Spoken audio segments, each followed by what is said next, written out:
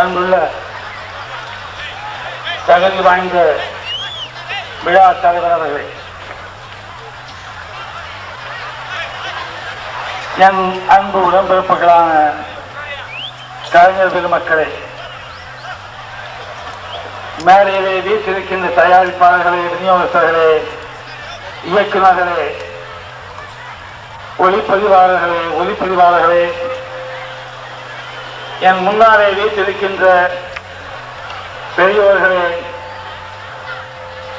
என்னை வாழ வைக்கும் தெய்வங்களான தாய்மார்களே, உள்ளேயும் இந்த திடலுக்குள்ளேயும் வெளியேயும் லட்சோப லட்சம் மக்களான என் ரத்தத்தின் ரத்தமான உடன்பிறப்புகளே,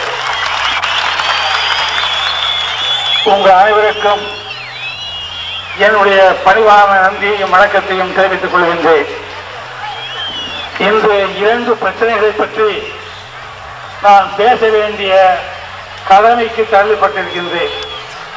ஒன்று, பாக்யராஜ் அவர்களுக்கு ஒரு விளக்கம் தர வேண்டியது என்னுடைய மாபெரும் கடமையாகும். தோன்றி புகழ் தோன்றுக என்று வள்ளுவர் சொன்னார். எப்படி பிறக்கும் போதே புகழவர்களாக பிறக்க முடியும், இப்பணியில் புகழோடு இருக்க வேண்டும் என்பதுதான் பொருளே தவிர பிறக்கும் போதே புகழோடு பிறக்க வேண்டும் என்று அந்த பொருளில் திருக்குறள் எழுதப்படவில்லை என்பதை என் தம்பி பாக்யராஜுக்கு முதலில் நான் தெரிவிக்க வேண்டியது என்னுடைய கடமையாகும். ஆனால் அவர் திறமைசாலி, வேறு தலைப்பு அவருக்கு கிடைக்கவில்லை. ஆகவே இந்த அர்த்தத்தை கொடுத்து கொண்டு அதை ஒரு நகைச்சுவையாக காட்டி ஒரு கதையை இயக்குவதை போல நமக்கு பயிற்சி தந்திருக்கின்றார்கள்.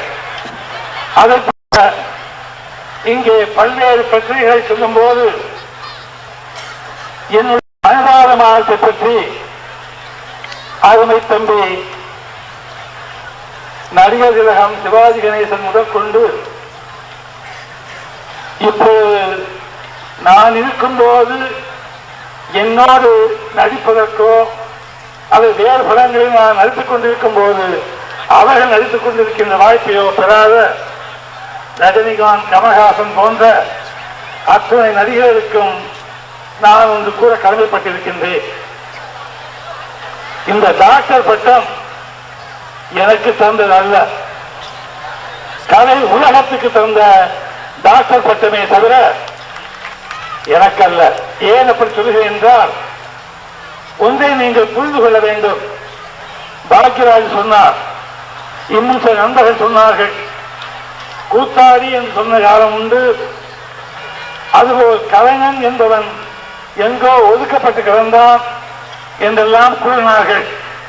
அந்த நிலைமையை மாற்றி கலைஞர்களுக்கு மதிப்பு கொடுத்த பேரறிஞர் அண்ணா அவர்களை நினைத்து பார்த்தால் ஒன்றை நாம் புரிந்து கொள்வோம். ஒரு கலைஞன் உணர்ச்சி வயப்பட்டவனாக இருக்கலாம் நடிக்கும் போது, ஆனால் உணர்ச்சியை கட்டுப்படுத்த வேண்டும். அது உணர்வு பூர்வமாக.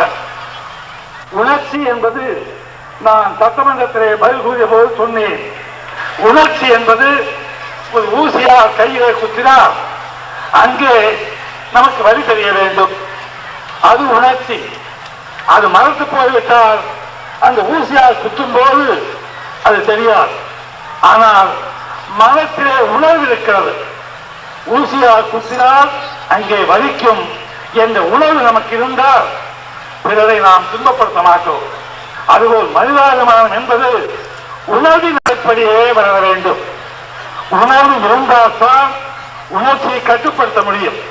இல்லையானால் உணர்ச்சி மேலோங்கிவிட்டால் நாம் நம்மையே மறந்து விடுவோம்.